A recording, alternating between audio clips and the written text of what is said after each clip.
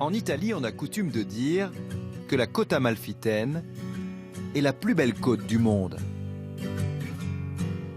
Bien sûr, ce ne sont pas les touristes qui diront le contraire. Au fond des criques de pêcheurs ou à bord de petits bateaux, ils sont sous le charme. Comme Joséphine et John, un couple d'Australiens en voyage d'anniversaire. Quel âge as-tu, chérie? Je viens d'avoir 60 ans. Pour ces 60 ans, nous faisons 60 jours de voyage en Europe. 60 jours. 60 ans.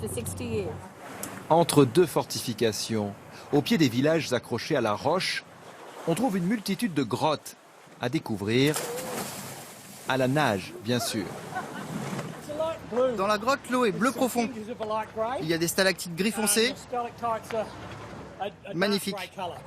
Ça valait le plongeon.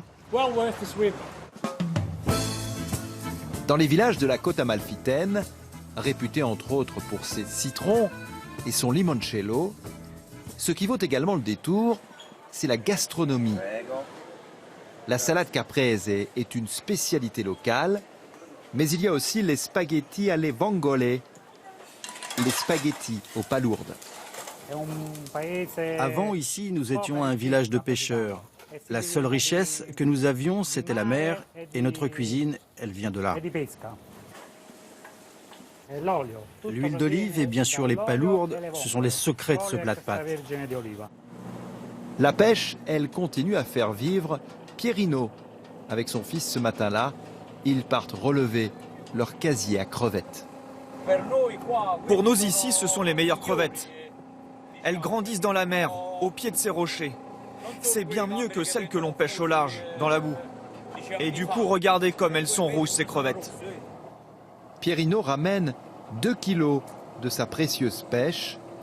De retour à terre, il la vendra 50 €. Un séjour sur la côte amalfitaine passe nécessairement par une visite sur les hauteurs de Ravello, dans l'atelier de Giorgio.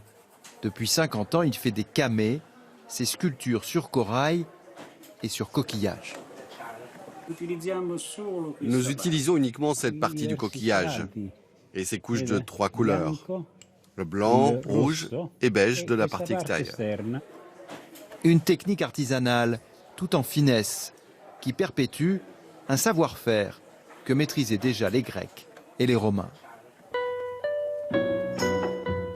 Et c'est dans ces paysages, au mariage parfait entre la montagne et la mer, que le sud de l'Italie exprime le mieux son histoire millénaire.